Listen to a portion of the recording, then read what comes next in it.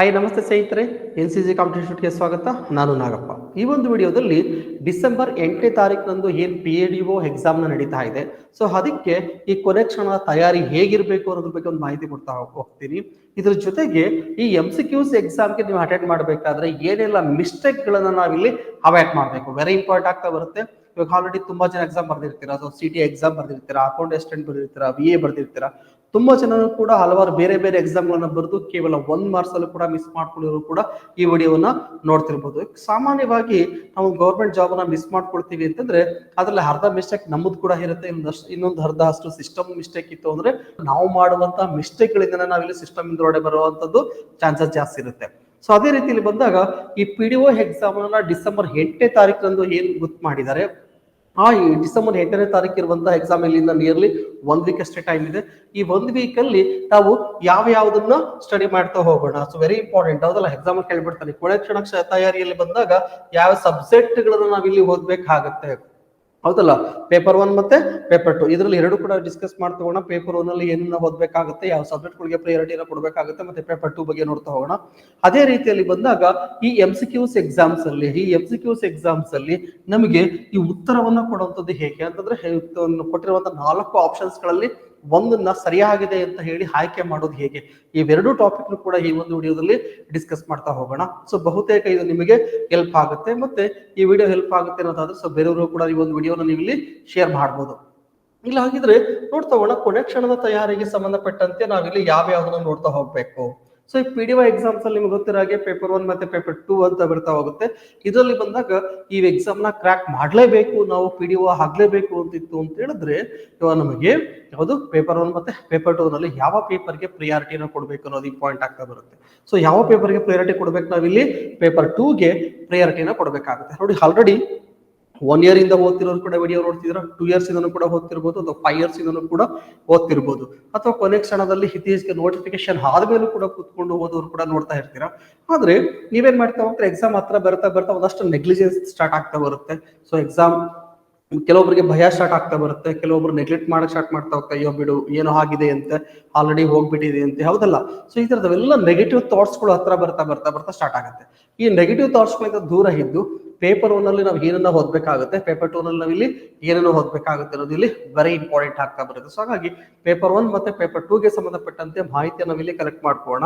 GS paper ಮತ್ತೆ GS communication paper ಬಂದಾಗ, ಇಲ್ಲಿ ಕಮ್ಯುನಿಕೇಶನ್ ಪೇಪರ್ ಬಂದಾಗ ನಾವು ಜಾಸ್ತಿ ಒತ್ತನ್ನ ಕೊಡಬೇಕಾಗುತ್ತೆ. ಕೊನೆಯ ದಿನದಲ್ಲಿ ಏನು ಟೈಮ್ ಸಿಗ್ತಾ ಇದೆ, ಈ ಒಂದು 7 ಡೇಸ್ ಅಥವಾ 6 ಡೇಸ್ ಟೈಮ್ ಸಿಗ್ತಾ ಇದೆ, ಇದರಲ್ಲಿ ಬಹುತೇಕ ಟೈಮ್ ನೀವು ಯಾವುದಕ್ಕೆ ಮಿನಿಮಮ್ 50% ಟೈಮ್ ಆದ್ರೂ ಕೂಡ ಪೇಪರ್ 2ಗೆ ಇಡಬೇಕಾಗುತ್ತೆ. ಯಾಕಂದ್ರೆ ಪೇಪರ್ 2 ಬರುವಂತಹ ಕನ್ನಡ, ಇಂಗ್ಲಿಷ್, ಕಂಪ್ಯೂಟರ್ ಏನಿದೆ ಇದು ಮೇಜರ್ ರೋಲ್ ಅನ್ನ ವಹಿಸುತ್ತೆ ಇದೇ ಒಂದು PDO ಎಕ್ಸಾಮ್ ಅಲ್ಲಿ. ಸೊ ಹಾಗಾಗಿ ಇದು ಮೇಜರ್ ರೋಲ್ ಅನ್ನ ವಹಿಸೋದ್ರಿಂದ ಈ ಸ್ಕೋರ್ ಮಿನಿಮಮ್ ಕೂಡ ನೀವಂತಂದ್ರೆ ಮಿನಿಮಮ್ ಇದರಲ್ಲಿ 75 ಇಂದ 80% ಅಷ್ಟು ಸ್ಕೋರ್ ಅಷ್ಟೇ ಮಾಡ್ಲೇಬೇಕಾಗುತ್ತೆ.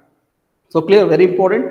ಪೇಪರ್ 2 ನಲ್ಲಿ 75ರಿಂದ 80% ಅಷ್ಟು ನೀವು ಸ್ಕೋರ್ ಅನ್ನ ಮಾಡ್ಬೇಕಾಗ್ತದೆ. ಯಾಕೆ 75ರಿಂದ 80 ಮಾಡ್ಬೇಕಂದ್ರೆ GS ಪೇಪರ್ ಈ ಕಡೆ ಓದ್ಕೊಂಡು ಹೋಗ್ತಾ ಇರ್ತೀರಾ, ಈ ಕಡೆ ಮರ್ತ್ಕೊಂಡು ಬರ್ತಾ ಇರುತ್ತೆ, ಹೌದಲ್ಲ. GS ಪೇಪರ್ ಇರೋದೇ ಹಾಗೆ, ನೀವು ಒಂದ್ ಕಡೆಯಿಂದ ಓದ್ಕೊಂಡು ಹೋಗ್ತಾ ಇದ್ರೆ ಒಂದ್ ಕಡೆಯಿಂದ ಮರ್ತ್ಕೊಳ್ಳಕ್ಕೆ ಸ್ಟಾರ್ಟ್ ಆಗ್ತಾ ಇದೆ. ಸೊ ಅದೇ ತರ ಅಟ್ಲೀಸ್ಟ್ ಸೆಕೆಂಡ್ ಪೇಪರ್ ಅಲ್ಲಿ ಬಂದಾಗ, ಕಮ್ಯುನಿಕೇಶನ್ ಪೇಪರ್ಗೆ ಬಂದಾಗ ಸೊ ಮ್ಯಾಕ್ಸಿಮಮ್ ನಾವು ಒತ್ತನ್ನ ಕೊಟ್ಟರೆ, ಇವಾಗ ಕನ್ನಡ, ಇಂಗ್ಲಿಷ್, ಕಂಪ್ಯೂಟರ್ಗೆ ಜಾಸ್ತಿ ಒತ್ತನ್ನ ಕೊಟ್ರೆ ಬಹುತೇಕ ಹೆಲ್ಪ್ ಆಗುತ್ತೆ. ಸೊ ಹಾಗಿದ್ರೆ ಇದುವರೆಗೂ ಕನ್ನಡ ಕಂಪ್ಲೀಟ್ ಮಾಡಿದೀವಿ ಸರ್, ಇಂಗ್ಲಿಷ್ ಕಂಪ್ಲೀಟ್ ಮಾಡಿದೀವಿ ಸರ್, ಕಂಪ್ಯೂಟರ್ ಕಂಪ್ಲೀಟ್ ಮಾಡಿದೀವಿ ಸರ್ ಅಂತವ್ರಿಗೆ ನಾನೇನ್ ಹೇಳ್ತೀನಿ ಅಂದ್ರೆ, ಈ ಕನ್ನಡ, ಇಂಗ್ಲಿಷ್, ಕಂಪ್ಯೂಟರ್ ಏನ್ ಕವರ್ ಆಗಿದೆ ಇವರು ಪ್ರತಿದಿನ ಒಂದು 200ರಿಂದ 300 MCQs ಕೊಟ್ಟು ರೆಗ್ಯುಲರ್ ಆಗಿ ಪ್ರಾಕ್ಟೀಸ್ ಮಾಡಿ.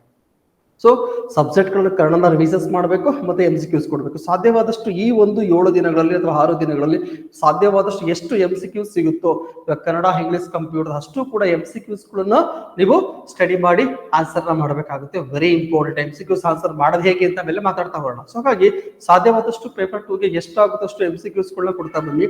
ಜೊತೆಗೆ ರೀಸೆಂಟ್ ಆಗಿ KPSC ಇಂದ ಏನು ಕಮ್ಯುನಿಕೇಶನ್ ಪೇಪರ್ಸ್ ಗಳು ಆಗಿವೆ, ಸೊ ಅಷ್ಟು ಪೇಪರ್ಗಳನ್ನ ಇವಾಗ ಒಂದು ರೀಡಿಂಗ್ ಅಂತೂ ಹಾಕ್ಬಿಡ್ಬೇಕು. ಯಾಕಂದ್ರೆ ಎಕ್ಸಾಮ್ ಹತ್ರ ಬರ್ತಿರೋದಕ್ಕೆ ಟೆಕ್ಸ್ಟ್ ಬುಕ್ ಗಳನ್ನ ಎತ್ಕೊಂಡು ಅರ್ಧ ದಿನ ಅಥವಾ ಒಂದೊಂದು ದಿನಗಳು ಕುತ್ಕೊಂಡು ಓದೋದಕ್ಕಿಂತ ಹೆಚ್ಚಾಗಿ ಎಕ್ಸಾಮ್ ಹತ್ರ ಬರ್ಬೇಕಾದ್ರೆ ಈ ಪ್ರೀವಿಯಸ್ ಕ್ವಶನ್ ಪೇಪರ್ ಅಥವಾ ಇತ್ತೀಚೆಗೆ ನಡೆದಿರುವಂತಹ ಎಕ್ಸಾಮ್ಸ್ ಗಳಲ್ಲಿ ಕನ್ನಡ, ಇಂಗ್ಲಿಷ್, ಕಂಪ್ಯೂಟರ್ ಗಳಲ್ಲಿ ಯಾವ ಲೆವೆಲ್ ಆಫ್ ಕ್ವಶನ್ಸ್ ಗಳು ಕೇಳಿದ್ದಾರೆ ಅಂತ ನಾವಿಲ್ಲಿ ನೋಡ್ಬೇಕಾಗತ್ತೆ. ಮತ್ತೆ ಅದಕ್ಕೆ ಮೈಂಡ್ ಅನ್ನ ನಾವಿಲ್ಲಿ ಸೆಟ್ ಮಾಡ್ಬೇಕಾಗುತ್ತೆ. ಅದ್ರ ಜೊತೆಗೆ ಒಂದು ದಿನಕ್ಕೆ ಒಂದು 300ರಿಂದ 200 ಅಥವಾ 300 MCQs ಗಳನ್ನ ಸಬ್ಜೆಕ್ಟ್ ವೈಸ್ ನೀವು ಸಾಲ್ವ್ ಮಾಡೋದ್ರಿಂದ ಬಹುತೇಕ ಸೆಕೆಂಡ್ ಪೇಪರ್ಗೆ ನಿಮಗೆ ಹೆಲ್ಪ್ ಆಗುತ್ತೆ. ಜೊತೆಗೆ ಈ ರಿವಿಷನ್ಸ್ ಮತ್ತೆ ರೀಕಾಲ್ ಸ್ಟಾರ್ಟರ್ಸ್ ಬಳಕೆ ಮಾಡ್ಕೊಳ್ಳೇಬೇಕು. ಯಾಕಂದ್ರೆ ನೀವು ಏನು ಓದಿರ್ತೀರಲ್ಲ ಬರ್ಕೊಂಡು ಹೋಗ್ತಿರುತ್ತೆ. ಹಾಗಾಗಿ ಪ್ರತಿ ಒಂದು MCQs ತಗೋಬೇಕು ಅಂತ ಹೇಳಿದ್ರೆ ಇವಾಗ ಕನ್ನಡ ಇಂಗ್ಲಿಷ್ ಕಂಪ್ಯೂಟರ್ ಇಂಡೆಕ್ಸ್ ಅನ್ನ ಮಾಡ್ಕೊಂಡು ಆ ಇಂಡೆಕ್ಸ್ ಆಧಾರದಲ್ಲಿ ನೀವು ಏನ್ ಮಾಡ್ತಾ ಹೋಗ್ಬೇಕು, MCQs ಸಾಲ್ವ್ ಮಾಡ್ತಿದ್ರೆ ಪ್ರತಿ ಒಂದು ಏರಿಯಾನು ಕೂಡ ನಿಮಗೆ ರಿವಿಷನ್ಸ್ ಆಗ್ತಾ ಇರುತ್ತೆ, ರೀಕಾಲ್ ಆಗ್ತಾ ಇರುತ್ತೆ. ಸೊ ಫ್ರೀಕ್ವೆಂಟ್ ಆಗಿ ರಿವಿಷನ್ಸ್ ಮತ್ತೆ ರೀಕಾಲ್ ಆಗ್ತಾನೆ ಇರೋದ್ರಿಂದ ಈ 7 days ಅಲ್ಲಿ ಏನು ಓದಿರ್ತೀರಾ ಅಷ್ಟು ಕೂಡ ಬಹುತೇಕ ತಲೆಯಲ್ಲಿ ಉಳ್ಕೊಂಡಿರುತ್ತೆ.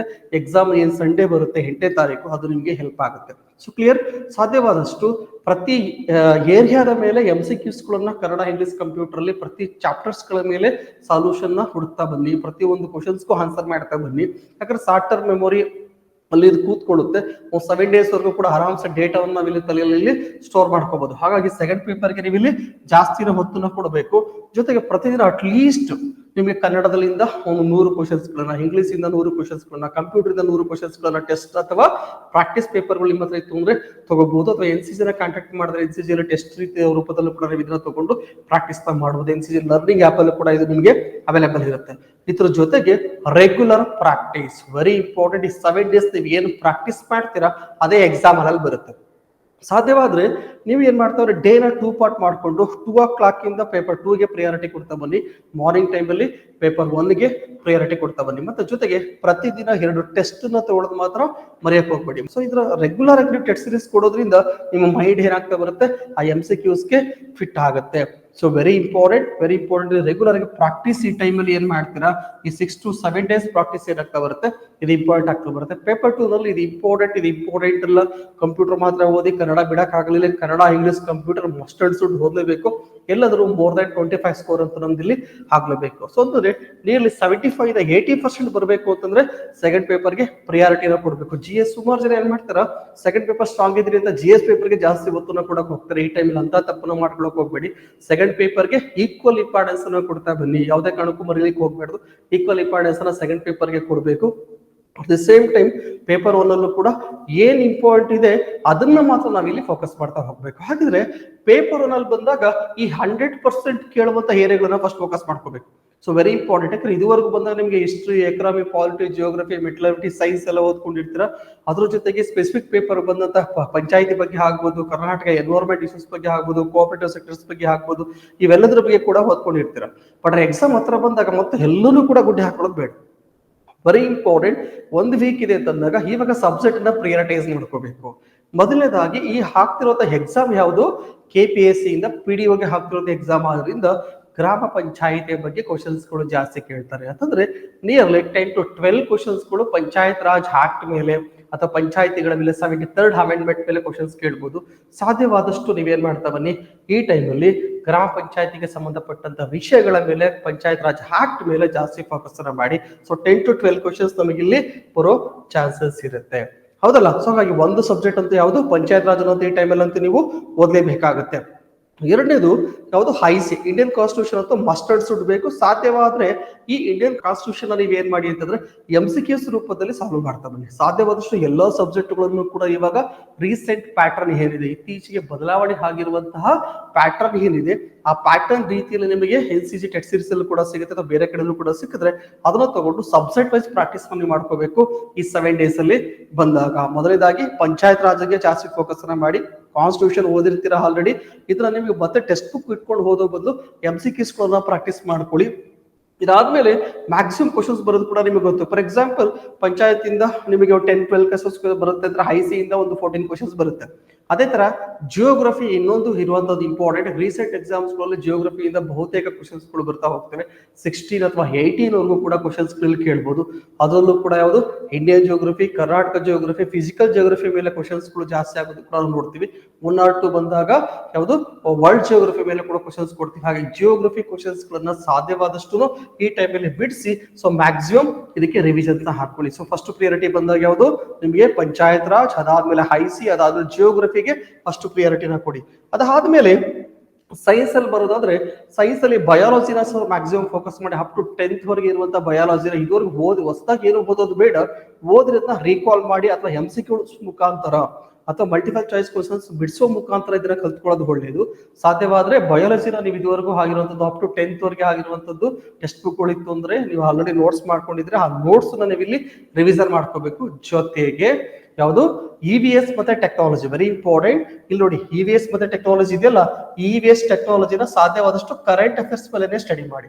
ಸೊ ಕರೆಂಟ್ ಅಫೇರ್ಸ್ ಮೇಲೆ ಲಾಸ್ಟ್ 1 year ಇಂದ ಅಥವಾ 6 month ಇಂದ ಏನು EVS ಇಶ್ಯೂಸ್ ಅಲ್ಲಿ ಇತ್ತು, ಏನು ಟೆಕ್ನಾಲಜಿ ಇಶ್ಯೂಸ್ ಇತ್ತು, ಅದ್ರ ಮೇಲೆ ಕ್ವಶನ್ಸ್ ನಿಮಗೆ 4 to 5 ಕ್ವಶನ್ಸ್ ಆಗೋ ಚಾನ್ಸ್ ಇರುತ್ತೆ EVS ಮತ್ತೆ ಟೆಕ್ನಾಲಜಿಯಿಂದ.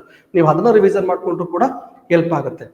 So clear. ಇದ್ರ ಜೊತೆಗೆ ನೀವು ರೆಗ್ಯುಲರ್ ಆಗಿ ಬೇಕಾಗಿರೋದು ಯಾವುದು ನೋಡಿ, ಯಾವ್ದಾರು ಎಕ್ಸಾಮ್ ತಗೊಳ್ತಿದ್ರೆ ಹಿಸ್ಟ್ರಿಯಿಂದ ಬಂದಾಗ ಮಾಡರ್ನ್ ಹಿಸ್ಟ್ರಿ ಸಾಮಾನ್ಯ ಕ್ವಶನ್ಸ್ ಕೂಡ ರೈಸ್ ಆಗುತ್ತೆ. ಕರ್ನಾಟಕ ಹಿಸ್ಟ್ರಿ ಪ್ರಯಾರಿಟಿಯಲ್ಲಿ ಬಂದಾಗ ಕರ್ನಾಟಕ ಹಿಸ್ಟ್ರಿ ಮತ್ತೆ ಮಾಡರ್ನ್ ಹಿಸ್ಟ್ರಿನ ಕೊಟ್ಟು, ಇನ್ನು ಏನ್ಸಿಯಂಟ್ ಮಿಡಿವಲ್ ಟೈಮಲ್ಲಿ ಎಲ್ಲಾ ರಾಜರುಗಳ ಟೈಮಲ್ಲಿ ಬಂದಾಗ ಸೊ ಲೋಕಲ್ ಗವರ್ಮೆಂಟ್ ಯಾರು ಇಂಪಾರ್ಟೆನ್ಸ್ ಅನ್ನ ಕೊಟ್ಟಿದ್ರು ಅಂತಹ ರಾಜಮಂತ್ರಿಗಳ ಬಗ್ಗೆ ಜಾಸ್ತಿ ಒತ್ತನ್ನು ಕೊಟ್ಟು ನೀವು ಇಲ್ಲಿ ರಿವಿಷನ್ಸ್ ಹಾಕೊಂಡ್ರೆ ರಿಲೇಟೆಡ್ MCQs ಗಳನ್ನ ಸಾಲ್ವ್ ಮಾಡ್ಕೊಂಡ್ರೆ ಬಹುತೇಕ ನಿಮಗೆ ಅದು ಎಕ್ಸಾಮ್ ಹತ್ರ ಇರೋದ್ರಿಂದ ನಿಮಗೆ ಇದು ಹೆಲ್ಪ್ ಆಗ್ತಾ ಬರುತ್ತೆ. ಇದ್ರ ಜೊತೆಗೆ ಯಾವ್ದು ಕರೆಂಟ್ ಅಫೇರ್ಸ್. ಸೊ ರೆಗ್ಯುಲರ್ ಆಗಿ ನೀವೇನ್ ಮಾಡ್ಬೇಕು, ಸೊ ಇದುವರೆಗೂ ಓದಿರೋದು ಫಸ್ಟ್ 3 months ಅನ್ನ ಈ ವೀಕ್ ಅಲ್ಲಂತೂ ಮುಗಿಸ್ಕೊಳ್ಳೇಬೇಕು. ರೀಸೆಂಟ್ ಮ್ಯಾಕ್ಸಿಮಮ್ ಕ್ವಶನ್ಸ್ ನಮ್ಮ PDO ಬಂದಾಗ ರೀಸೆಂಟ್ ಆಗಿರೋ 3 months ಇಂದ ಬರುತ್ತೆ. ಅದಕ್ಕಿಂತ ಸ್ವಲ್ಪ ಎಲ್ಲಿಂದ ಬರುತ್ತೆ ಅಂದ್ರೆ 6 month. ಸಾಧ್ಯವಾದ 3 months ಅಥವಾ 6 month current affairs MCQ score ನ ಸಾಲ್ವ್ ಮಾಡಿ ಇವಾಗ. ಸೊ 1 ಲೈನ್ ಅಥವಾ MCQs ಏನ್ ಬರುತ್ತೆ ಹೋಗುತ್ತೆ ಅದನ್ನ ಫೈಂಡ್ ಔಟ್ ಮಾಡಿ. ಮತ್ತೆ ಓದ್ಬೇಕಾದ್ರೆ MCQs ಗಳನ್ನ ಬಿಡಿಸ್ಬೇಕು ಅಂತಂದಾಗ ಕೀವರ್ಡ್ಸ್ ಗಳ ಮೇಲೆ ಫೋಕಸ್ ಅನ್ನ ಮಾಡಬೇಕು. ಸೊ ನಿಯರ್ಲಿ ಸಾಧ್ಯವಾದಷ್ಟು ನಿಮಗೆ ಇರೋದು 70+ ಕ್ವಶನ್ಸ್ ಗಳಿಗೆ ಆನ್ಸರ್ಸ್ ಆಗೋ ತರ ನೀವು ಪ್ರಿಪರೇಷನ್ ನ ಇಟ್ಕೊಳ್ತು ಅಂದ್ರೆ ಬಹುತೇಕ ರಿಸಲ್ಟ್ ಗಳು ನಮ್ಗೆ ಬರೋ ಸಾಧ್ಯತೆಗಳು ಜಾಸ್ತಿ ಇರ್ತವೆ. 70+ ಅಂತೂ ಹೋಗ್ಬೇಕಾದ್ರೆ ನೆಗೆಟಿವ್ ಎಕ್ಸಾಮ್ಸ್ ಆಗಿರೋದ್ರಿಂದ ಈ KPSC ಅಲ್ಲಿ ಅಷ್ಟು ಹೋಗೋದು ಕೂಡ ಕಷ್ಟ ಇರುತ್ತೆ. ಹಾಗಾಗಿ 70+ ಮಿನಿಮಮ್ ಅಂತೂ ಇರಬೇಕು. ಮ್ಯಾಕ್ಸಿಮಮ್ 80 ವರೆಗೂ ಕೂಡ ನೀವು GS ಪೇಪರ್ ಅಲ್ಲಿ ತಗೋಬೇಕಾಗುತ್ತೆ. ಸಾಧ್ಯವಾದಷ್ಟು ಈ GS ಪೇಪರ್ MCQs ಕೂಡ ತಗೊಂಡು ಎಕ್ಸಾಮ್ ಹೇಗಿದೆಯೋ ಅದೇ ರೀತಿಯಲ್ಲಿ ತಗೊಂಡು ಪ್ರಾಕ್ಟೀಸ್ ಮಾಡ್ತಾ ಇದ್ರೆ ಎವ್ರಿ ಡೇ ಈ 7 days ಅಲ್ಲಿ ಅದು ಕೂಡ ನಿಮಗೆ ಹೆಲ್ಪ್ ಆಗ್ತಾ ಬರುತ್ತೆ. ಸೊ ಹಾಗಾಗಿ ಈ ಎಕ್ಸಾಮ್ಸ್ ಓದ್ಬೇಕು ಅಂತಂದ್ರೆ GS ಪೇಪರ್ ಬಂದಾಗ ಜಿಯೋಗ್ರಫಿ ಆಗ್ಬೋದು, ಪಂಚಾಯತ್ ರಾಜ್ ಆಗ್ಬೋದು, ಕಾನ್ಸ್ಟಿಟ್ಯೂಷನ್ ಆಗ್ಬೋದು, ಫಸ್ಟ್ ಪ್ರಿಯಾರಿಟಿ 3ಕ್ಕೆ ಕೊಡಿ. ಇದಾದ್ಮೇಲೆ ಕರೆಂಟ್ ಅಫೇರ್ಸ್ ವೆರಿ ಇಂಪಾರ್ಟೆಂಟ್ ಆಗ್ತಾ ಬರುತ್ತೆ. ಕರೆಂಟ್ ಅಫೇರ್ಸ್ ಜೊತೆಗೆ ಯಾವುದು ಸೈನ್ಸ್ ಇಂಪಾರ್ಟೆಂಟ್ ಆಗ್ತದೆ. ಸೈನ್ಸ್ ಅಲ್ಲಿ ಬಂದಾಗ ಬಯಾಲಜಿ ವರೆಗೆ ಡೈರೆಕ್ಟ್ ಆಗಿ MCQs ಸಾಲ್ವ್ ಮಾಡಬಹುದು. EVS ಮತ್ತೆ ಟೆಕ್ನಾಲಜಿಗೆ ಬರೀ ಕರೆಂಟ್ ಅಫೇರ್ಸ್ ಮೇಲೆ ಲಾಸ್ಟ್ 6 month ಅಥವಾ 1 year ಕರೆಂಟ್ ಅಫೇರ್ಸ್ ನ ಕನ್ನಡಿಸಲು ಕೂಡ ನಿಮಗೆ ಸಾಕಾಗುತ್ತೆ. ಇದ್ರ ಜೊತೆಗೆ ಸಾಧ್ಯವಾದಷ್ಟು MCQs ಗಳನ್ನ ಸೊಲ್ಯೂಷನ್ ಕೊಡೋದ್ರಿಂದ, ಹುಡುಕೋದ್ರಿಂದ, ನಿಮಗೆ MCQs ಗಳನ್ನ ಸಾಲ್ವ್ ಮಾಡೋದ್ರಿಂದ ಬಹುತೇಕ ನಿಮ್ಗೆ ಇದು ಹೆಲ್ಪ್ ಆಗ್ತಾ ಬರುತ್ತೆ. ಇಲ್ಲ ಅಂತಂದ್ರೆ ಸರ್ ಇಷ್ಟೊಂದು ಎಫರ್ಟ್ ಇದುವರೆಗೂ ಎಫರ್ಟ್ ಹಾಕಿದೀವಿ ಸರ್ ಈ ಟೈಮಲ್ಲಿ ಬಿಡಕ್ ಹೋಗ್ಬೇಡಿ. ಅಂದ್ರೆ ಇಲ್ಲ ಅಂತಂದ್ರೆ ಎಕ್ಸಾಂಪಲ್ ಆಗ್ಬಿಡ್ತೀವಿ ಅಷ್ಟೇ ಲೈಫಲ್ಲಿ. ನಾವು ಪ್ರತಿಯೊಂದು ಎಕ್ಸಾಮ್ಗಳನ್ನ ಬರೀತಾ ಇರ್ತೀವಿ, ಎಕ್ಸ್ಪೀರಿಯನ್ಸ್ ಆಗುತ್ತೆ, ಮತ್ತೆ ಮಿಸ್ ಆಗುತ್ತೆ, ಹೋಗುತ್ತೆ. ನಾವು ಬಹುತೇಕ ಎಕ್ಸಾಮ್ಸ್ ಗಳಲ್ಲಿ ನಾವು ಮಾಡುವಂತ ಸಿಲ್ಲಿ ಮಿಸ್ಟೇಕ್ ಇದ್ರೆ ನಾವು ಇಲ್ಲಿ ಸಿಸ್ಟಮ್ ಇಂದ ಹೊರಡೆ ಬಂದ್ಬಿಡ್ತೀವಿ. ಸಾಧ್ಯವಾದಷ್ಟು ಈ ಸಿಲ್ಲಿ ಮಿಸ್ಟೇಕ್ ಗಳನ್ನ ಎಕ್ಸಾಮ್ ಅಲ್ಲಿ ಅವಾಯ್ಡ್ ಮಾಡಿ. ಇಲ್ಲ ಅಂತಂದ್ರೆ ಎಕ್ಸಾಮ್ ಬರೆಯುತ್ತಿದ್ದೇನೆ ಇರುತ್ತೇನೆ, 3ಕ್ಕೂ ಕೂಡ ನಾವು ಎಕ್ಸಾಂಪಲ್ ಹಾಕ್ಬಿಡ್ತೀವಿ ಅಷ್ಟೇ. ಸೊ ಹಾಗಾಗಿ ಒಂದು ಎಕ್ಸಾಮ್ ಪ್ರಿಪರೇಷನ್ ಅಂತ ಹೇಳಿದಾಗ ಆ ಲಾಸ್ಟ್ ಟೈಮ್ ಅಲ್ಲಿ ಅಥವಾ ಕೊನೆ ಕ್ಷಣದಲ್ಲಿ ಪ್ರಿಪೇರ್ ಆಗುವಂಥದ್ದು ವೆರಿ ಇಂಪಾರ್ಟೆಂಟ್ ಆಗಿರುತ್ತೆ. ಹೌದಲ್ಲ, ಇದು ಏನೇನು ಇಂಪಾರ್ಟೆನ್ಸ್ ನಾವು ಇಲ್ಲಿ ಓದ್ಬೇಕು ಅಂತ ಗೊತ್ತಾಯ್ತು. ಇನ್ನು ಈ ಎಕ್ಸಾಮ್ ಪ್ರಿಪೇರ್ ಹಾಕಿ ನೀವೇನ್ ಎಕ್ಸಾಮ್ ಹಾಲಿಗೆ ಹೋಗ್ತಿರಲ್ಲ 8ನೇ ತಾರೀಕು, ಅವತ್ತು ಏನ್ ಮಾಡ್ಬೇಕು ನೋಡಿ. ಅಲ್ಲಿ ಹೋಗಕ್ಕೂ ಮುಂದೆ ಫಾರ್ ಎಕ್ಸಾಂಪಲ್ ಸಾಧ್ಯವಾದಷ್ಟು 1 ಅಥವಾ 2 ದಿನ ಹಿಂದೆನೆ ಆ ಮೊಬೈಲ್ಸ್ ಗಳನ್ನ ಸಾಧ್ಯವಾದ ಡಿವೈಸ್ ಗಳಿಂದ ದೂರ ಇರಿ. ನಿಮಗೆ ಎಷ್ಟು ಇನ್ಫಾರ್ಮೇಶನ್ ಬೇಕೋ ಅಷ್ಟಕ್ಕೆ ಮಾತ್ರ ಇದನ್ನ ಯೂಸ್ ಮಾಡ್ಕೊಳ್ಳೋದು ತುಂಬಾ ಇಂಪಾರ್ಟೆಂಟ್. ಇದ್ರ ಜೊತೆಗೆ ಇವಾಗ ನಿಮ್ಮ ಹೆಲ್ತ್ ಕಂಡೀಷನ್ ಕೂಡ ವೆರಿ ಇಂಪಾರ್ಟೆಂಟ್. ತುಂಬಾ ಜನ ಕೂತ್ಕೊಂಡು ಓದ್ತಾ ಇರ್ತೀರಾ, ಓದಿದಿನಕ್ಕೆ 18 hours 14 hours ಎಲ್ಲ ಕೂತ್ಕೊಂಡು ನೀವು ಹಗಲು ರಾತ್ರಿ ಓದ್ತಿರ್ತಾರೆ ಸರ್. ಸುಮಾರು KS ಎಕ್ಸಾಮ್ ಪೋಸ್ಟ್ಪೋನ್ ಆಗಿದೆ, ಬೇರೆ ಬೇರೆ ಎಕ್ಸಾಮ್ಸ್ ಗಳೆಲ್ಲ ಇಶ್ಯೂಸ್ ಆಯ್ತು. ಹಾಗಾಗಿ at least by hook hockey exam ನ ಕ್ಲಿಯರ್ ಮಾಡ್ಕೊಳ್ಳೇಬೇಕು ಅಂತ ಏನು ಹೋರಾಟ ಮಾಡ್ತಿದ್ದೀರಾ, ಇವ್ರು ನೀವೇನ್ ಮಾಡ್ತಾ ಹೋಗ್ತೀರಾ, ಆರೋಗ್ಯದ ಬಗ್ಗೆ ಕಾಳಜಿನ ಬಿಟ್ಬಿಡ್ತೀರಿ. ನೀವೇನಾದ್ರೂ ಈ ಟೈಮಲ್ಲಿ ಆರೋಗ್ಯದ ಬಗ್ಗೆ ತಲೆ ಕೆಡಿಸ್ಕೊಂಡಿಲ್ಲ ಅಂತಂದ್ರೂ ಕೂಡ ಎಕ್ಸಾಮ್ ಅಲ್ಲಿ ನೆಗೆಟಿವ್ ಆಗೋ ಚಾನ್ಸಸ್ ಇರುತ್ತೆ. ಯಾಕಂತಂದ್ರೆ ನಾಳೆ ಎಕ್ಸಾಮ್ ಇದೆ, ಇವತ್ತೇ ಹೆಲ್ತ್ ಅಪ್ಸೆಟ್ ಆದ್ರೆ 1 or 2 ಕ್ವಶನ್ಸ್ ಗಳಿಗೆ ರಾಂಗ್ ಮಾಡೋದು ಕೂಡ ಇರುತ್ತೆ. ಸೊ ಹಾಗಾಗಿ ಆರೋಗ್ಯದ ಬಗ್ಗೆ ಕಾಳಜಿನ ಈ ಟೈಮಲ್ಲಿ ಅಂತೂ ವಹಿಸ್ಬೇಕಾಗುತ್ತೆ. ಸಫಿಶಿಯಂಟ್ ನಿದ್ದೆನ ನೀವು ಇಲ್ಲಿ ಮಾಡಬೇಕಾಗುತ್ತೆ ಈ ಟೈಮಲ್ಲಿ. ಜೊತೆಗೆ ಈ MCQs ಪ್ರಿಪೇರ್ ಏನಾಗ್ತಿದ್ದೀರಾ, ಈ ನೋಡಿ ಈಗ ಪೇಪರ್ 1 ಅನ್ನೋದಾದ್ರೆ ಪೇಪರ್ 1 ಅಲ್ಲಿ ನಮ್ಗೆ 100 ಕ್ವಶನ್ಸ್ ಬರುತ್ತೆ. ಎಷ್ಟು 100 ಕ್ವಶನ್ಸ್ ಕೊಟ್ಟಿರ್ತಾನೆ. ಆ 100 ಕ್ವಶನ್ಸ್ ಕೊಟ್ಟಿರ್ತಾನೆ, ಬರೀ ಟೈಮ್ ಮಾತ್ರ ಎಷ್ಟು 90 minutes ಇರುತ್ತೆ. ನೋಡಿ 100 ಕ್ವಶನ್ಸ್ಗೆ 100 ನಿಮಿಷ ಕೊಡ್ತಾ ಇಲ್ಲ ನಮ್ಗೆ ಇಲ್ಲಿ. 100 ಕ್ವಶನ್ಸ್ಗೆ ನಮಗೆ ಕೊಡ್ತಿರೋದು ಎಷ್ಟು 90 minutes. ವೆರಿ ಇಂಪಾರ್ಟೆಂಟ್ ಆಗಿದ್ರೆ 100 ಕ್ವಶನ್ಗೆ ನಾವು 100 ಕ್ವಶನ್ಸ್ಗೂ ಆನ್ಸರ್ ಮಾಡ್ತೀನಿ ಅಂದ್ರೆ 1 ಕ್ವಶನ್ಸ್ಗೆ ಮ್ಯಾಕ್ಸಿಮಮ್ ಅಂದ್ರೆ ನಿಮಗೆ ಸಿಗೋದು ಎಷ್ಟು 54 ಸೆಕೆಂಡ್ಗಳು ಅಷ್ಟೇ ಮಾತ್ರ. So clear. ಹಾಗಾಗಿ ನೀವು ಒಂದು ಕ್ವಶನ್ಸ್ ಓದ್ತಾ ಇದ್ದೀರಾ, MCQs ಎಕ್ಸಾಮ್ ಅಲ್ಲಿ ಕೂತ್ಕೊಂಡು ಓದ್ತಾ ಇದ್ದೀರಾ ಅಂತಂದ್ರೆ ಮೊದಲನೇ ಪೇಪರ್ಗೆ GS ಪೇಪರ್ಗೆ ನಿಮಗೂ ಸಿಗ್ತಿರೋ ಟೈಮ್ ಎಷ್ಟು ಕೇವಲ 54 ಸೆಕೆಂಡ್ ಮಾತ್ರ. ಅಂದ್ರೆ ಈ ಟೈಮಲ್ಲಿ ಎಕ್ಸಾಮ್ ಹತ್ರ ಇರೋದ್ರಿಂದ ಸಾಧ್ಯವಾದಷ್ಟು ಸ್ಪೀಡ್ ರೀಡಿಂಗ್ ನ ಹೆಚ್ಚಿಸ್ಕೋಬೇಕಾಗುತ್ತೆ. Very important. ಯಾಕಂದ್ರೆ ಈ ಒಂದು ವೀಕ್ ಏನಿದೆ, ಈ ಒಂದು ವೀಕ್ ಅಲ್ಲಿ ಸಾಧ್ಯವಾದಷ್ಟು ಸ್ಪೀಡ್ ಆಗಿ ಓದೋದನ್ನ ನೀವು ಇಲ್ಲಿ ಅಭ್ಯಾಸ ಮಾಡ್ಕೋಬೇಕಾಗುತ್ತೆ. ಜೊತೆಗೆ ಇಲ್ಲಿ 100 ಕ್ವಶನ್ಸ್ ಕೂಡ ಓದಕ್ಕಾಗಲ್ಲ. ರೀಸೆಂಟ್ KPSC ಎಕ್ಸಾಮ್ಸ್ ನೀವು ನೋಡೋದಾದ್ರೆ KS ಆಗ್ಬೋದು, ಬೇರೆ ಬೇರೆ ಎಕ್ಸಾಮ್ಸ್ ಆಗ್ಬೋದು, ಅಂದ್ರೆ ಒಂದೊಂದು ಪೇಜ್ ಅಲ್ಲೇ ಒಂದೊಂದು ಕ್ವಶನ್ಸ್ ಗಳು ಬಂದಿರೋದನ್ನ ನಾವು ಇಲ್ಲಿ ನೋಡ್ತಾ ಹೋಗ್ತೀವಿ. ಹಾಗೆ ಟೈಮ್ ಒಂದು ತುಂಬಾ ಕನ್ಸ್ಯೂಮ್ ಆಗುತ್ತೆ ಪೇಪರ್ 1 ಅಲ್ಲಿ. ಸೊ ಹಾಗಾಗಿ ತುಂಬಾ ಟೈಮ್ ತಗೊಳ್ಳುವಂತ ಕ್ವಶನ್ಸ್ ಗಳನ್ನ ಸಾಧ್ಯವಾದಷ್ಟು ನೆಗ್ಲೆಕ್ಟ್ ಮಾಡೋದು ಒಳ್ಳೇದು. ಅಂದ್ರೆ ನೀವು 100ಕ್ಕೆ ಎಷ್ಟು ನಂಬರ್ ಆಫ್ ಕ್ವಶನ್ಸ್ ಗಳು ಅಟೆಂಡ್ ಮಾಡ್ಬೇಕಾಗುತ್ತೆ ಪೇಪರ್ 1 ಅಲ್ಲಿ, ಆ ತರ ಆದ್ರೆ ಸೊ ಮಿನಿಮಮ್ ನೀವು 80ರಿಂದ 85 ಕ್ವಶನ್ಸ್ ಗಳು ಅಟೆಂಡ್ ಮಾಡೋದು ಒಳ್ಳೇದು. ಅಂತಂದ್ರೆ ನಿಯರ್ಲಿ 80ರಿಂದ 85 ಕ್ವಶನ್ಸ್ ಅಟೆಂಡ್ ಮಾಡ್ತೀವಿ ಅಂತ ಹೇಳಿದ್ರೆ ನಿಮಗೆ ಏನಾಗ್ತಾ ಬರುತ್ತೆ, ಟೈಮ್ ಅಂತೂ ಎಕ್ಸಾಕ್ಟ್ ಆಗಿ ಸಿಗ್ತಾ ಬರುತ್ತೆ. ಅಂತಂದ್ರೆ 100 ಕ್ವಶನ್ಸ್ಗೆ 100 ಆನ್ಸರ್ ಮಾಡಿದ್ರು ಕೂಡ ಎಕ್ಸಾಮ್ ಕ್ಲಿಯರ್ ಆಗಲ್ಲ. ನೋಡಿ, ಕೆಲವೊಂದ್ರಲ್ಲಿ ಎಕ್ಸಾಮ್ ಬರಿಬೇಕಾದಾಗ ಕೆಲವೊಂದು ಕ್ವಶನ್ಸ್ ಗಳನ್ನ ಬಿಟ್ರೇನೆ ಎಕ್ಸಾಮ್ ಕ್ಲಿಯರ್ ಆಗುತ್ತೆ. ಸೊ ಕ್ಲಿಯರ್ ಇದು ತಲೆ ಇಟ್ಕೋಬೇಕು. ಸೊ ಎಲ್ಲಾ ಕ್ವಶನ್ಸ್ಗೂ ಆನ್ಸರ್ ಮಾಡ್ತೀವಿ ಅನ್ನೋದು ಹುಂಬತನ. ಸೊ ಎಲ್ಲಾ ಕ್ವಶನ್ಸ್ಗೂ ಆನ್ಸರ್ ಮಾಡಿದ್ರು ಕೂಡ ನಾವು ಸಿಸ್ಟಮ್ ಹೊರಡೆ ಬಂದ್ಬಿಡ್ತೀವಿ, ಅಂದ್ರೆ ಕಟ್ ಆಫ್ ಹೊರಡೆ ಬಂದ್ಬಿಡ್ತೀವಿ. ಕೆಲವೊಂದು ಟೈಮಲ್ಲಿ ಕೆಲವೊಂದು ಆನ್ಸರ್ಸ್ ಗಳನ್ನ ನಾವು ಬಿಟ್ಟರು ಕೂಡ ನಾವು ಎಕ್ಸಾಮ್ ಕ್ಲಿಯರ್ ಆಗುತ್ತೆ. ಹಾಗಿದ್ರೆ ಆ ಬಿಡುವಂತ ಕ್ವಶನ್ಸ್ ಗಳು ಎಂತದ್ದು ಆಗಿರ್ಬೇಕು, ಎಕ್ಸಾಮ್ ಹಾಲಲ್ಲಿ ತುಂಬಾ ಲೆಂತಿ ಇತ್ತು ಅಂತಂದ್ರೆ, ಮೆಂಟಲ್ ಅಬಿಲಿಟಿ ಮೇಲೆ ಇತ್ತು, ನಿಮ್ಗೆ ಅರ್ಥನೇ ಆಗ್ತಿಲ್ಲ, ನಿಮ್ಗೆ ಏನೂ ಗೊತ್ತಿಲ್ಲ ಅಂತ ಕ್ವಶನ್ಸ್ ಗಳಿತ್ತು, ದಯವಿಟ್ಟು ಟೈಮ್ ವೇಸ್ಟ್ ಮಾಡಕ್ ಹೋಗ್ಬೇಡಿ. ಟೈಮ್ ವೇಸ್ಟ್ ಮಾಡುವಂತ ಕ್ವಶನ್ಸ್ ಗಳನ್ನ ಪಕ್ಕಕ್ಕೆ ಹಿಡಿ. ಲಾಸ್ಟ್ ಮೂಮೆಂಟ್ ಅಲ್ಲಿ ಟೈಮ್ ಇದ್ರೆ ಅದನ್ನ ನೀವು ಇಲ್ಲಿ ನೋಡಬಹುದು. 80ರಿಂದ 85 ಕ್ವಶನ್ಸ್ ಗಳಿಗೆ ಪೇಪರ್ 1 ಅಲ್ಲಿ ನಿಮಗೆ ಅಟೆಂಡ್ ಮಾಡಿದ್ರೆ ಬಹುತೇಕ ಸಾಕಾಗುತ್ತೆ. ಯಾಕೆ ಅಂತಂದ್ರೆ ಇದು ನೆಗೆಟಿವ್ ಇರುವಂತ ಎಕ್ಸಾಮ್ 85 ವರೆಗೂ ಕೂಡ ನೀವು ರಿಸ್ಕ್ ಅನ್ನ ತಗೋಬಹುದು. ಈ ಸೆಕೆಂಡ್ ಪೇಪರ್ ನೋಡಿ ತುಂಬಾನೇ ಟೈಮ್ ಇಟ್ಟು ಆಗ್ಬಿಡುತ್ತೆ ಕೆಲವೊಬ್ಬರಿಗೆ. ಇಲ್ಲೂ ಕೂಡ 100 ಕ್ವಶನ್ಸ್ ಕೊಡ್ತಾನೆ ಕಮ್ಯುನಿಕೇಶನ್ ಪೇಪರ್ ಅಲ್ಲಿ. ಆದರೆ ಒಂದು ಕ್ವಶನ್ಸ್ಗೆ 72 ಸೆಕೆಂಡ್ ಸಿಗ್ತಾ ಇರುತ್ತೆ. ಎಷ್ಟು ನಮಗೆ 72 ಸೆಕೆಂಡ್ ಸಿಗ್ತಾ ಇರುತ್ತೆ. So very important. ಇಲ್ಲಿ ಎಕ್ಸಾಂಪಲ್ ಕ್ವಶನ್ಸ್ ಇಲ್ಲಿ ನೋಡಿ, ನಮಗೆ ಇಲ್ಲಿ ಸಿಗ್ತಿರೋದು ಎಷ್ಟು, ನಮಗೆ ಇಲ್ಲಿ ಬರ್ತಿರೋದು ನಮಗೆ 100 ಕ್ವಶನ್ಸ್ ಇದೆ, 120 ನಿಮಿಷ ಸಿಗ್ತಾ ಇದೆ. ಇಲ್ಲಿ 100 ಕ್ವಶನ್ಸ್ ಇತ್ತು, ನಮಗೆ 90 ನಿಮಿಷ ಸಿಗ್ತಾ ಇತ್ತು. ಇಲ್ಲಿ ಬಂದಾಗ ಪ್ರತಿ ಕ್ವಶನ್ಸ್ಗೆ 72 ಸೆಕೆಂಡ್ ಸಿಗುತ್ತೆ. ಹಾಗಾಗಿ ಕನ್ನಡ, ಇಂಗ್ಲಿಷ್, ಕಂಪ್ಯೂಟರ್ನ ಓದಿಬಿಟ್ಟು ಆನ್ಸರ್ ಅನ್ನ ಮಾಡಬೇಕಾದ್ರೆ ದಯವಿಟ್ಟು ಟೈಮ್ ಇರುತ್ತೆ, ಆ ಟೈಮ್ ನ ಕರೆಕ್ಟ್ ಆಗಿ ಯುಟಿಲೈಸ್ ಮಾಡ್ಕೊಳ್ಳಿ. ಸೊ ಕ್ಲಿಯರ್, ಇಲ್ಲಿ ಓವರ್ ಥಿಂಕಿಂಗ್ ಮಾಡಕ್ ಹೋಗ್ಬಾರ್ದು. ಸೊ ಕ್ಲಿಯರ್, ಓವರ್ ಥಿಂಕಿಂಗ್ ಅಂದ್ರೆ ಏನು ಅಂತ ಕೂಡ ಹೇಳ್ತೀನಿ, ಆಮೇಲೆ ನೋಡ್ತಾ ಹೋಗೋಣ. ಹಾಗಿದ್ರೆ ಇಂಥ ಪೇಪರ್ ಎಷ್ಟು ರಿಸ್ಕ್ ತಗೋಬಹುದು ನಾವು ಸೆಕೆಂಡ್ ಪೇಪರ್ ಅಲ್ಲಿ? ಸೊ ಮ್ಯಾಕ್ಸಿಮಮ್ ಅಂದ್ರೂ ಕೂಡ ನಾವಿಲ್ಲಿ 90+ ವರ್ಗೂ ಕೂಡ 90 ಕ್ವಶನ್ಸ್ ಪ್ಲಸ್ ವರ್ಗೂ ಕೂಡ ನಾವು ರಿಸ್ಕ್ ತಗೋಬಹುದು ಪೇಪರ್ 2 ನಲ್ಲಿ. 90ಕ್ಕೂ ಅಧಿಕವಾಗಿರೋ ಕ್ವಶನ್ಸ್ ಗಳಿಗೆ, ಸೊ ಕನ್ನಡ, ಇಂಗ್ಲಿಷ್, ಕಂಪ್ಯೂಟರ್ ಆಗೋದ್ರಿಂದ 90+ ಕ್ವಶನ್ಸ್ ಗಳಿಗೆ ನಾವಿಲ್ಲಿ ಆನ್ಸರ್ ಮಾಡುವಂತ ರಿಸ್ಕ್ ತಗೋಬಹುದು. ಪೇಪರ್ 1 ಅಲ್ಲಿ 85 ರಿಸ್ಕ್ ತಗೋಬಹುದು. 85 ಬಂತು ಅಂತಂದ್ರೆ ಈ ಓವರ್ ಆಗಿ 145 150 ಸ್ಕೋರ್ ಆದ್ರೂ ಕೂಡ GML ನಾವಿಲ್ಲಿ ಸೆಲೆಕ್ಷನ್ ಆಗ್ಬೋದು. ಯಾಕಂದ್ರೆ ನೆಗೆಟಿವ್ ಇರೋ ಎಕ್ಸಾಮ್ಸ್ ಆದ್ರಿಂದ. ಮತ್ತೆ ಡಿಪೆಂಡ್ ಅಪಾನ್ ಇದೇನಾಗುತ್ತೆ, ಕ್ವಶನ್ ಪೇಪರ್ ಯಾವ ರೀತಿಯಲ್ಲಿ ಬರುತ್ತೋ ಅದ್ರ ಮೇಲೆ ಇದು ಡಿಪೆಂಡ್ ಆಗುತ್ತೆ. ಸೊ ಹಾಗಾಗಿ ನೀವು ಇಲ್ಲಿ ಎಕ್ಸಾಮ್ ಹಾಲ್ ಅಲ್ಲಿ ಡಿಸೈಡ್ ಆಗ್ಬೇಕಾಗತ್ತೆ. ಹಾಗಿದ್ರೆ ಇಲ್ಲಿ ಕ್ವಶನ್ಸ್ ಗಳು ಬಂದಾಗ ನಾವು ಎಂಥ ಕ್ವಶನ್ಸ್ ಗಳಿಗೆ ಆನ್ಸರ್ ಅನ್ನ ಮಾಡಬೇಕು ಅವೆಲ್ಲನೂ ಕೂಡ ನೋಡ್ಬೇಕು. ನೋಡಿ, ನಿಮ್ ಕೈಗೆ ಕ್ವಶನ್ ಪೇಪರ್ ಬರುತ್ತೆ, ಈ ಕಡೆ ಆನ್ಸರ್ ಶೀಟ್ OMR ಶೀಟ್ ಬರುತ್ತೆ. ದಯವಿಟ್ಟು OMR ಶೀಟ್ ಬಂದಾಗ ಮತ್ತೆ ಆ ಫಿಲ್ ಮಾಡ್ಬೇಕಾದ್ರೆ ನೀವು ನೋಡ್ಕೊಂಡು ಹುಷಾರಾಗಿ ಪ್ರತಿಯೊಂದು ಬಾಕ್ಸ್ ಅನ್ನು ಕೂಡ ಫಿಲ್ ಮಾಡ್ಬೇಕಾಗತ್ತೆ. ಜೊತೆಗೆ ಅವ್ರ ಇನ್ಸ್ಟ್ರಕ್ಷನ್ ಏನ್ ಕೊಡ್ತಾ ಇರೋದ್ರ ರೆಗ್ಯುಲರ್ ಫಾಲೋ ಮಾಡ್ಬೇಕಾಗತ್ತೆ. ಮತ್ತೆ ಪಕ್ಕದಲ್ಲಿ ಬಂದಿಲ್ವಾ, ಮತ್ತೆ ಬೇರೆಯವ್ರ ಬಗ್ಗೆ ಯೋಚನೆ ಮಾಡ್ಕೊಳ್ಳೋದಾಗ್ಬೋದು. ಅಥವಾ ನೀವು ಕೆಲವೊಂದ್ ಕಡೆಗೆ ವಾಲ್ ಕ್ಲಾಕ್ ಕೂಡ ಇರೋದಿಲ್ಲ ಕ್ಲಾಸಲ್ಲಿ ಕೂತ್ಕೊಂಡು ಎಕ್ಸಾಮ್ ಬರೀಬೇಕಾದ್ರೆ. ಸೊ ವಾಲ್ ಕ್ಲಾಕ್ ಹಾಕಿಲ್ಲ ಅಂದ್ರೆ ಟೆನ್ಷನ್ ಆಗೋದು. ಸೊ ಇವೆಲ್ಲ ಬೇಡ. ಇನ್ವಿಜಿಲೇಟರ್ಸ್ ಇರ್ತಾರೆ, ಡೈರೆಕ್ಟ್ ಆಗಿ ಅವರನ್ನೇ ಕೇಳಿ ಸರ್ ಟೈಮ್ ಎಷ್ಟಾಯ್ತು ಅಂತ ಹೇಳಿ. ಸೊ ನಿಮ್ಗೆ ಏನ್ ಬೇಕು ಅದನ್ನ ಅಷ್ಟೇ ತಗೊಳ್ಳಿ. ಬೇರೆ ವಿಚಾರಗಳಿಗೆಲ್ಲನೂ ಕೂಡ ಕಿವಿನ ಮುಚ್ಕೊಳ್ಳಿ.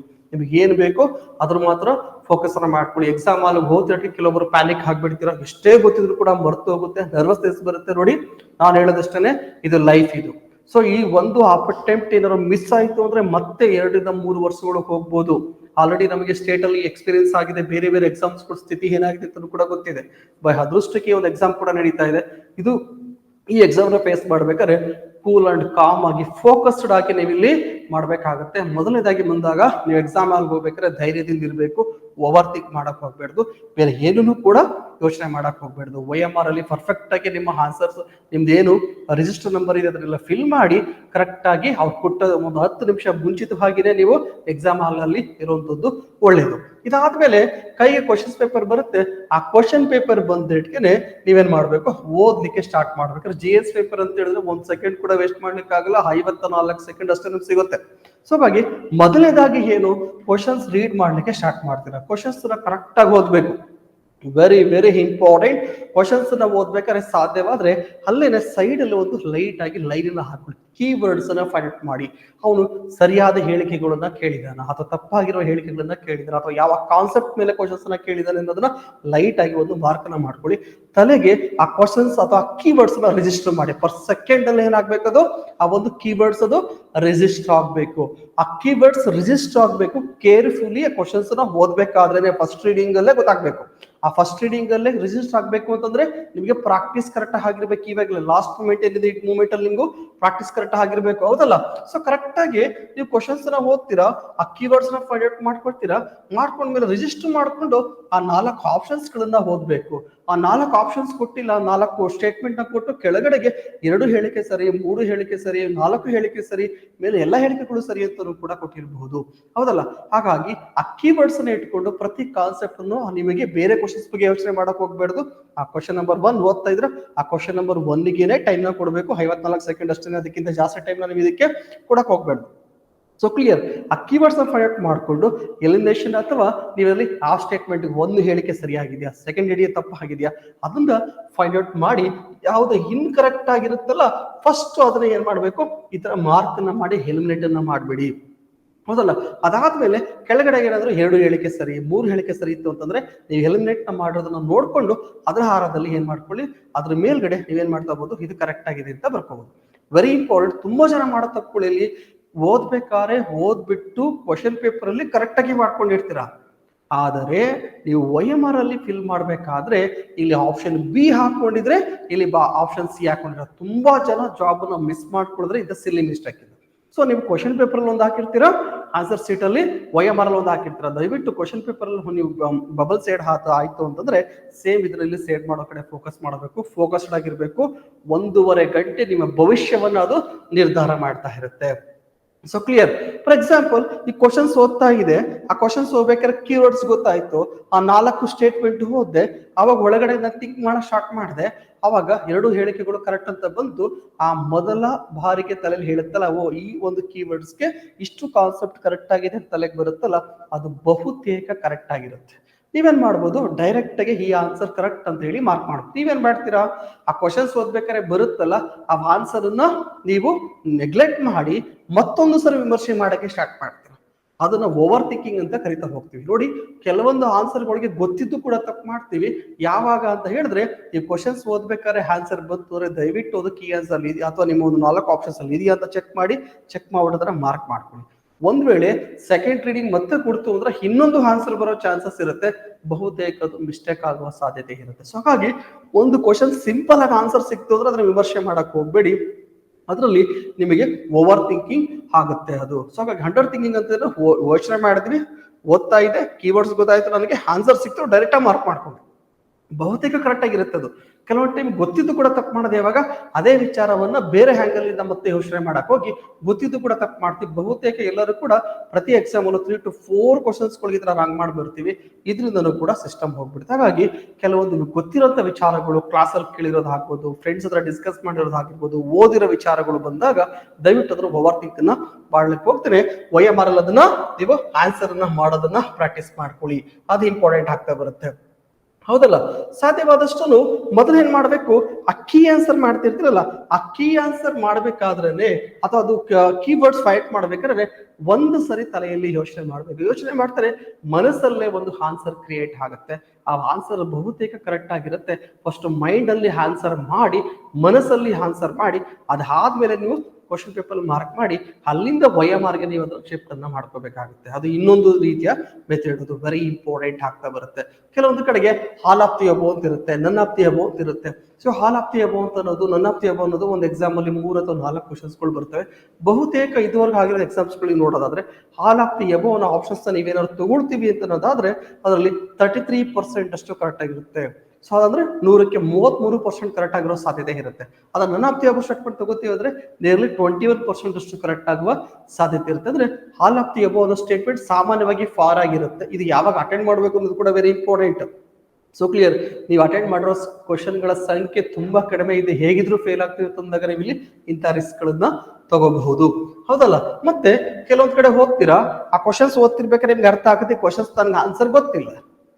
ಯಾವಾಗ ಆನ್ಸರ್ ಗೊತ್ತಿಲ್ಲ ಅಂದ್ರೂ ಮತ್ತೆ ಮತ್ತೆ ಪದೇ ಪದೇ ಓದುವಂಥದ್ದು, ಪದೇ ಪದೇ ಬಿಡಿಸುವಂಥದ್ದು, ಮೆಂಟಲ್ ಅಬಿಲಿಟಿ ಕ್ವಶನ್ಸ್ ಗಳನ್ನ, ಎಕನಾಮಿಕ್ ಕ್ವಶನ್ಸ್ ಗಳು ಇಷ್ಟೊಂದು ದೊಡ್ಡ ದೊಡ್ಡ ಕೊಟ್ಟಿರ್ತಾರೆ, ಅಷ್ಟೆಲ್ಲ ಕುತ್ಕೊಂಡು ಓದುವಂಥದ್ದು ಟೈಮ್ ವೇಸ್ಟ್ ಮಾಡಕ್ ಹೋಗ್ಬೇಡಿ. ಯಾಕಂದ್ರೆ ತಲೆಯಲ್ಲಿ ಇರ್ಬೇಕು 54 ಸೆಕೆಂಡ್ ಅಷ್ಟೇ ಟೈಮ್ ಓಡ್ತಾ ಇದೆ, ಇದಕ್ಕೆ ಟೈಮ್ ಸ್ಪೆಂಡ್ ಮಾಡ್ತೀರಿ. ಬೇರೆ ಕ್ವಶನ್ಸ್ ಗಳಿಗೆ ನಾವಿಲ್ಲಿ ಆನ್ಸರ್ ಮಾಡಕ್ ಆಗಲ್ಲ.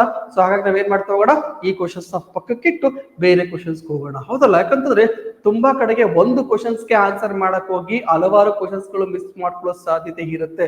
ಹಾಗಾಗಿ ಗೊತ್ತಿಲ್ದಿರುವಂತ ಕ್ವಶನ್ಸ್ ಗಳನ್ನ, ಟೈಮ್ ವೇಸ್ಟ್ ಮಾಡುವಂತ ಕ್ವಶನ್ಸ್ ಗಳನ್ನ ದಯವಿಟ್ಟು ಟಚ್ ಮಾಡಕ್ ಹೋಗ್ಬೇಡಿ. ಎಕ್ಸಾಮ್ ಹಾಲ್ ಅಲ್ಲಿ ಡೈರೆಕ್ಟ್ ಆಗಿ ಬಿಡ್ಬೋದು. ಆಲ್ರೆಡಿ ಹೇಳಿದೀನಿ, GS ಪೇಪರ್ ಅಲ್ಲಿ 80ರಿಂದ 85ವರೆಗೂ ಕೂಡ ನಾವಿಲ್ಲಿ ರಿಸ್ಕ್ ತಗೋಬಹುದು. ಹಾಗೆ ಸರ್ ಇಂಥ ಕ್ವಶನ್ಸ್ ಗಳನ್ನ ಬಿಡೋದು ಹೇಗೆ, ಹೌದಲ್ಲ? ಇಂಥ ಕ್ವಶನ್ಸ್ ಗಳನ್ನ ಬಿಡೋದು ಹೇಗೆ, ಕೀವರ್ಡ್ಸ್ ಗಳು ಫೈಂಡ್ ಔಟ್ ಮಾಡೋದು ಹೇಗೆ?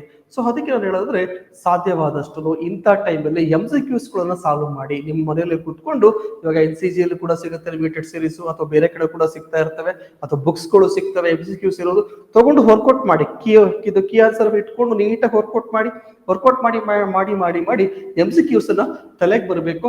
ಆ ರೀತಿಯಲ್ಲಿ ಮಾಡಬೇಕು. ನೀವು ಕಂಟಿನ್ಯೂಸ್ ಆಗಿ ಇಲ್ಲಿ ಸಿಗುವ ಒಂದು 6 to 7 days ಪ್ರಾಕ್ಟೀಸ್ ಅಷ್ಟೇ ಇಟ್ಬಿಡಿ. ಎಲ್ಲಾ ಸಬ್ಜೆಕ್ಟ್ ಕೂಡ ಕಂಟಿನ್ಯೂಸ್ ಪ್ರಾಕ್ಟೀಸ್ ಆಗ್ಬೇಕು. ಅಂದ್ರೆ ನೀವು ಬರಿತಾ ಇದ್ರಲ್ಲ, MCQ ಸಾಲ್ವ್ ಮಾಡ್ಬೇಕಾದ್ರೆ ಮಿಸ್ಟೇಕ್ ಆಯ್ತು ಅಂದ್ರೆ ಆ ಮಿಸ್ಟೇಕ್ ಯಾಕೋಸ್ಕರ ಮಾಡಿದೆ ಅನ್ನೋದು ಕೂಡ ಫೈಂಡ್ ಮಾಡ್ಬೇಕು. ಫಾರ್ ಎಕ್ಸಾಂಪಲ್ ಹೇಳೋದಾದ್ರೆ ನೋಡಿ, ಎಷ್ಟೋ ಜನ ನೋಡ್ರಿ ಟೆಸ್ಟ್ ಸೀರೀಸ್ ಬರೀತಾ ಇರ್ತಾರ, ನೀವೇ ಪ್ರಿಪೇರ್ ಆಗ್ತಿರ್ತೀರಾ. ಕ್ವಶನ್ ನಂಬರ್ 1 ಅಂತ ಅನ್ಕೋಣ. ಈ ಕ್ವಶನ್ ನಂಬರ್ 1 ಇರೋದು ನಾವು ಇಲ್ಲಿ 100% ಕರೆಕ್ಟ್ ಅನ್ಕೊಂಡು ಮಾಡಿರ್ತೀವಿ. ಈ 100% ಕರೆಕ್ಟ್ ಅನ್ಕೊಂಡು ನಾವು ಮಾಡಿರ್ತೀವಿ, ಬಟ್ ಅದ್ರ ಕೀ ಆನ್ಸರ್ ನೋಡ್ಬೇಕಾದ್ರೆ ಗೊತ್ತಾಗುತ್ತೆ ಇದು ರಾಂಗ್ ಆಗಿರುತ್ತೆ. ಹಾಗಿದ್ರೆ ನೀವೇನ್ ಮಾಡ್ಬೇಕು, ಎಕ್ಸಾಮ್ ಅಲ್ಲಿ ಹೋಗ್ಬಿಟ್ಟು ಕರೆಕ್ಟ್ ಅನ್ಕೊಂಡ್ ಬಂದು ಮತ್ತೆ ತಪ್ಪು ಅಂತಂದ್ರೆ ಹಾಗಲ್ಲ, ತಿದ್ಕೊಳಕ್ ಆಗಲ್ಲ. ಅದಕ್ಕೇನೆ ಇವಾಗ ನಾನು MCQs ಗಳನ್ನ ತಗೊಂಡು, ಫಾರ್ ಎಕ್ಸಾಂಪಲ್ 100 ಕ್ವಶನ್ಸ್ ಇರುವಂತ ಒಂದು ಪೇಪರ್ ನ ತಗೊಂಡು ನೀವು ವರ್ಕೌಟ್ ಮಾಡಿದ್ರೆ, 100 ಕ್ವಶನ್ಸ್ ಒಂದು ಪೇಪರ್ ನ ತಗೊಂಡು ವರ್ಕೌಟ್ ಮಾಡಿದ್ರೆ, ಅದರಲ್ಲಿ 100% ಕರೆಕ್ಟ್ ಅನ್ಕೊಂಡು ನೀವು ಎಷ್ಟು ಕ್ವಶನ್ಸ್ ಗಳಿಗೆ ಮಾಡಿದ್ರೆ, ಫಾರ್ ಎಕ್ಸಾಂಪಲ್ 60 ಕ್ವಶನ್ಸ್ಗೆ 100% ಕರೆಕ್ಟ್ ಅನ್ಕೊಂಡು ಮಾಡಿರ್ತೀರಿ. ಅದನ್ನ ಮತ್ತೆ ನೀವು ಕ್ರಾಸ್ ಚೆಕ್ ಮಾಡ್ಕೋಬೇಕು ಇವಾಗ್ಲೇನೆ.